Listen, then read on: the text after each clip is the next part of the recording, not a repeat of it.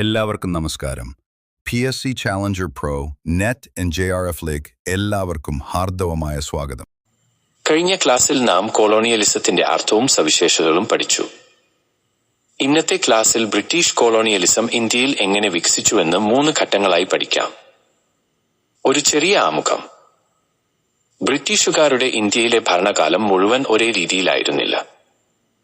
ബ്രിട്ടന്റെ സാമ്പത്തിക ആവശ്യങ്ങൾ മാറിയപ്പോൾ ഇന്ത്യയോടുള്ള നയങ്ങളും മാറി.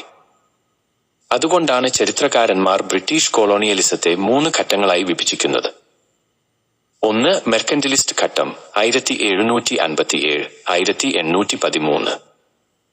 2. ലൈസേ ഫെയർ ഘട്ടം 1813 1860.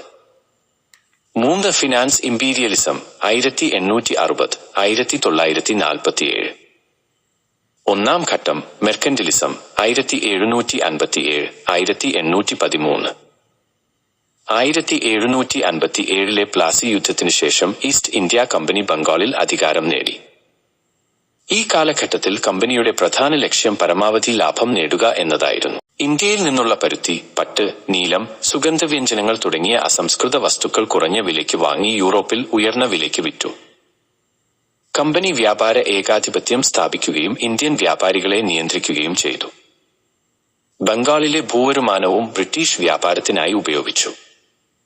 ഇതാണ് മെർക്കന്റിലിസ്റ്റ് നയത്തിന്റെ പ്രധാന സവിശേഷത. 2. ഘട്ടം ലൈസേ ഫെയർ 1813 1860.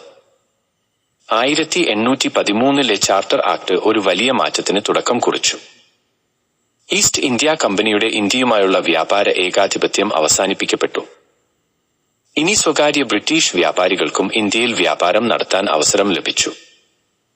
ബ്രിട്ടനിൽ വ്യവസായ വിപ്ലവം നടന്നതിനാൽ അവിടെ നിർമ്മിച്ച വസ്ത്രങ്ങളും മറ്റ് ഉൽപ്പന്നങ്ങളും വിൽക്കാൻ വലിയ വിപണി ആവശ്യമായി.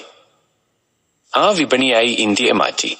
അതേസമയം ഇന്ത്യയിൽ നിന്നുള്ള പരുത്തി, ജൂട്ട്, ഇൻഡിഗോ തുടങ്ങിയ അസംസ്കൃത വസ്തുക്കളുടെ കയറ്റുമതി വർദ്ധിച്ചു. ഇതോടെ ഇന്ത്യയിലെ പരമ്പരാഗത കൈത്തറി വ്യവസായം ഗുരുതരമായി തകർന്നു. 3. ഘട്ടം ഫിനാൻസ് ഇംപീരിയലിസം 1860 1947. 1860 ശേഷം ബ്രിട്ടന്റെ ശ്രദ്ധ വ്യാപാരത്തിൽ നിന്ന് നിക്ഷേപത്തിലേക്ക് മാറി. റെയിൽവേ, ബാങ്കുകൾ, ഇൻഷുറൻസ് കമ്പനികൾ, തോട്ടങ്ങൾ, ഖനികൾ തുടങ്ങിയ മേഖലകളിൽ ബ്രിട്ടീഷ് മൂലധനം നിക്ഷേപിച്ചു. ഇത് ഇന്ത്യയുടെ വികസനത്തിനായിരുന്നില്ല. വസ്തുക്കൾ തുറമുഖങ്ങളിലേക്ക് എളുപ്പത്തിൽ എത്തിക്കാനും ബ്രിട്ടീഷ് ഉൽപ്പന്നങ്ങൾ ഇന്ത്യയുടെ എല്ലാ ഭാഗങ്ങളിലേക്കും എത്തിക്കാനുമായിരുന്നു. ഈ കാലത്ത് ഇന്ത്യയുടെ സമ്പദ്വ്യവസ്ഥ ബ്രിട്ടീഷ് മൂലധനത്തെ കൂടുതൽ ആശ്രയിക്കുന്ന അവസ്ഥയിലായി. 3 ഘട്ടങ്ങളുടെ താരതമ്യം. മെർക്കന്റിലിസം. പ്രധാന ലക്ഷ്യം വ്യാപാര ലാഭം. പ്രധാന ശക്തി ഈസ്റ്റ് ഇന്ത്യ കമ്പനി. രീതി വ്യാപാര ഏകാധിപത്യം. ലൈസേ ഫെയർ. പ്രധാന ലക്ഷ്യം ബ്രിട്ടീഷ് ഫാക്ടറി ഉൽപ്പന്നങ്ങൾക്ക് വിപണി കണ്ടെത്തുക. പ്രധാന ശക്തി സ്വകാര്യ ബ്രിട്ടീഷ് വ്യാപാരികൾ. രീതി സ്വതന്ത്ര വ്യാപാരം. Finance imperialism. പ്രധാന ലക്ഷ്യം മൂലധന നിക്ഷേപവും ലാഭവും.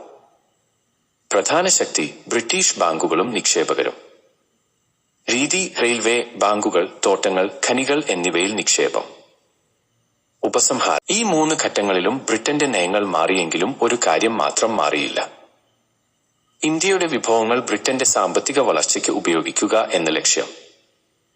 അതുകൊണ്ട് കൊളോണിയലിസത്തിന്റെ എല്ലാ ഘട്ടങ്ങളും ഇന്ത്യയുടെ സാമ്പത്തിക ചൂഷണവുമായി ബന്ധപ്പെട്ടവയാണ്. പരീക്ഷയ്ക്ക് ഓർക്കാം. ഇനി ഇംഗ്ലീഷ് ഈസ്റ്റ് ഇന്ത്യ കമ്പനിയെ കുറിച്ച് പഠിക്കാം. ഇംഗ്ലീഷ് ഈസ്റ്റ് ഇന്ത്യ കമ്പനി പൊതുവെ ഈസ്റ്റ് ഇന്ത്യ കമ്പനി എന്നറിയപ്പെടുന്നു. ചിലപ്പോൾ ജോൺ കമ്പനി എന്നും ഇതിനെ വിളിക്കാറുണ്ട്. ഇത് ലണ്ടൻ ആസ്ഥാനമായി പ്രവർത്തിച്ചിരുന്ന ഒരു ബ്രിട്ടീഷ് ജോയിന്റ് സ്റ്റോക്ക് കമ്പനിയായിരുന്നു. 1600 ഡിസംബർ 31 ഇംഗ്ലണ്ട് രാജ്ഞിയായ എലിസബത്ത് I കമ്പനിക്ക് ഒരു റോയൽ ചാർട്ടർ നൽകി. ഈ ചാർട്ടർ പ്രകാരം കേപ്പ് ഓഫ് ഗുഡ് ഹോപ്പിന് കിഴക്കും സ്ട്രെയ്റ്റ് ഓഫ് മഗല്ലൻ പടിഞ്ഞാറുമുള്ള പ്രദേശങ്ങളിൽ 15 വർഷത്തേക്ക് വ്യാപാരം നടത്താനുള്ള പ്രത്യേക അവകാശം കമ്പനിക്ക് ലഭിച്ചു.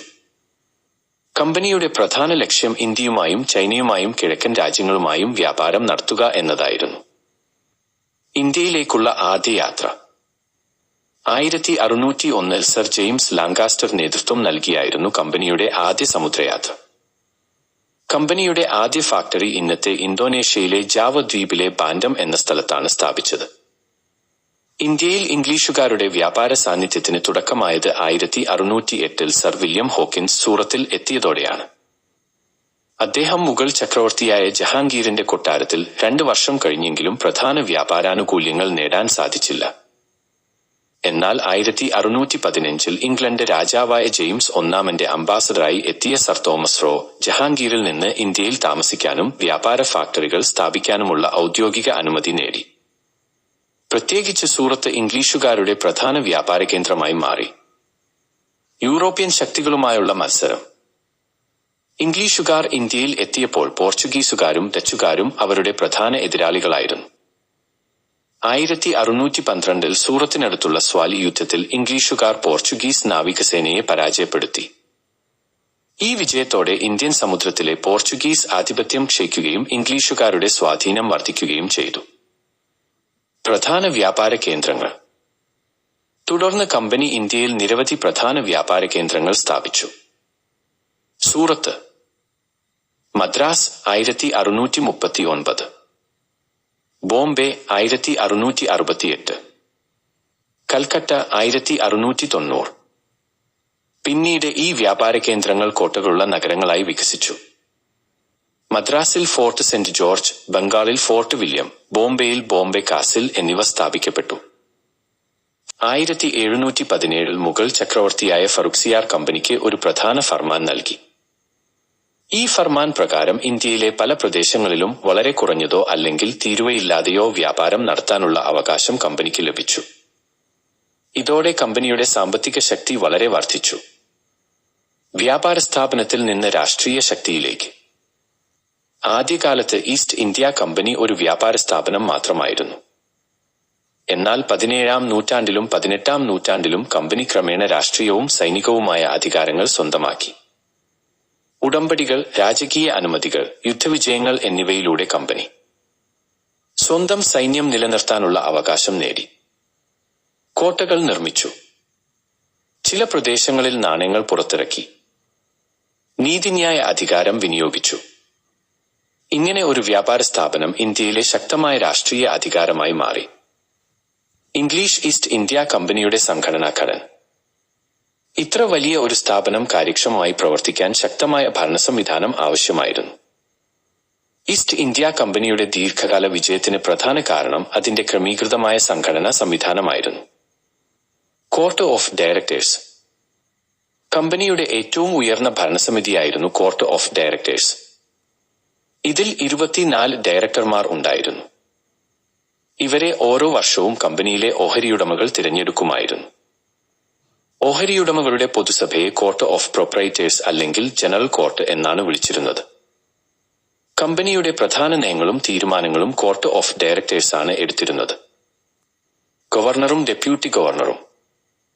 കോർട്ട് ഓഫ് ഡയറക്ടേഴ്സിൽ ഒരു ഗവർണറും ഒരു ഡെപ്യൂട്ടി ഗവർണറും ഉണ്ടായിരുന്നു. അവരെ സഹായിക്കാൻ അക്കൗണ്ട്സ്, കപ്പൽ ഗതാഗതം, കത്തിടപാടുകൾ, ട്രഷറി, വെയർഹൌസ്, സ്വകാര്യ വ്യാപാരം തുടങ്ങിയ മേഖലകൾക്കായി പ്രത്യേക കമ്മിറ്റികളും പ്രവർത്തിച്ചു. ഈ കമ്മിറ്റികളാണ് കമ്പനിയുടെ ദൈനംദിന പ്രവർത്തനങ്ങൾ നിയന്ത്രിച്ചിരുന്നത്. Governor, governor general. ഇന്ത്യയിലെ വിവിധ പ്രദേശങ്ങളുടെ ഭരണചുമതല ഗവർണർമാർക്കായിരുന്നു. അവർ കമ്പനിയുടെ പ്രതിനിധികളായി പ്രവർത്തിക്കുകയും ഇംഗ്ലണ്ടിലെ കോർട്ട് ഓഫ് ഡയറക്ടേഴ്സിന് റിപ്പോർട്ടുകൾ അയക്കുകയും ചെയ്തു. 1765 കമ്പനി ബംഗാളിന്റെ ദിവാനി, നിസാമത്ത് അവകാശങ്ങൾ നേടിയതോടെ ഗവർണർ ഓഫ് ബംഗാൾ എന്ന പദവിക്ക് വലിയ പ്രാധാന്യം ലഭിച്ചു. ഈ കാലഘട്ടത്തിലെ പ്രധാന ഗവർണർ റോബർട്ട് ക്ലൈവ് ആയിരുന്നു.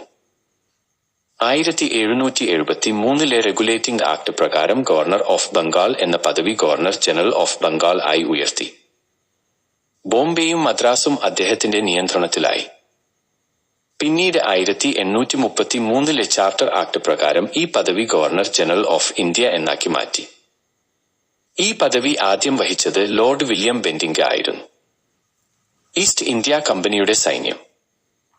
ഈസ്റ്റ് ഇന്ത്യ കമ്പനിക്ക് സ്വന്തമായി വലിയ സ്വകാര്യ സൈന്യമുണ്ടായിരുന്നു. ബംഗാൾ, മദ്രാസ്, ബോംബെ എന്നീ 3 പ്രസിഡൻസികൾക്കും പ്രത്യേക പ്രസിഡൻസി ആർമികൾ ഉണ്ടായിരുന്നു. ഈ സൈന്യങ്ങളിൽ ബ്രിട്ടീഷ് ഉദ്യോഗസ്ഥരും ഇന്ത്യൻ സിപായിമാരും സേവനമനുഷ്ഠിച്ചു. ആദ്യകാലത്ത് വ്യാപാര കേന്ദ്രങ്ങളുടെ സുരക്ഷയ്ക്കായിരുന്ന സൈന്യം ഉപയോഗിച്ചിരുന്നത്. എന്നാൽ 1757 പ്ലാസി യുദ്ധത്തിനും 1765 ദിവാനി അവകാശം നേടിയതിനും ശേഷം സൈന്യം വൻതോതിൽ വികസിപ്പിച്ചു. റോബർട്ട് ക്ലൈവിന്റെ നേതൃത്വത്തിൽ ആദ്യം ബംഗാളിലും പിന്നീട് മദ്രാസിലും ബോംബെയിലും ഇന്ത്യൻ സിപായി ബറ്റാലിയനുകൾ രൂപീകരിച്ചു. 19-ാം നൂറ്റാണ്ടിന്റെ തുടക്കത്തിൽ ഈസ്റ്റ് ഇന്ത്യാ കമ്പനിയുടെ സൈന്യം ലോകത്തിലെ ഏറ്റവും വലിയ സ്ഥിരസൈന്യങ്ങളിലൊന്നായി മാറി. 1857 മഹാവിപ്ലവത്തിനു ശേഷം ബ്രിട്ടീഷ് കിരീടം ഇന്ത്യയുടെ ഭരണം നേരിട്ട് ഏറ്റെടുത്തു. കമ്പനിയുടെ യൂറോപ്യൻ സൈനിക വിഭാഗങ്ങളെ ബ്രിട്ടീഷ് ആർമിയിൽ ഉൾപ്പെടുത്തി.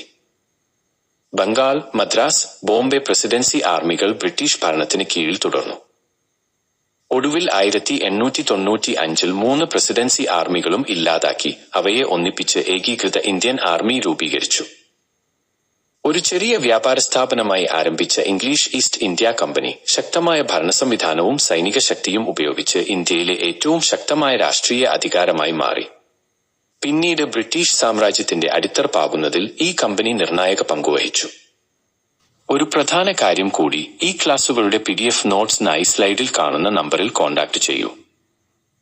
ഇതോടെ ഈ ക്ലാസ് അവസാനിക്കുന്നു. അടുത്ത യൂണിറ്റുമായി വീണ്ടും കാണാം. കൂടുതൽ ചരിത്ര വീഡിയോകൾക്കും UGC net, JRF, Kerala PSC തയ്യാറെടുപ്പിനുമായി PSC Challenger pro net and JRF channel ഇപ്പോൾ തന്നെ സബ്സ്ക്രൈബ് ചെയ്യൂ. ലൈക്ക്, ഷെയർ, കമന്റ് ചെയ്യാൻ മറക്കരുത്. അടുത്ത വീഡിയോയിൽ വീണ്ടും കാണാം. നന്ദി.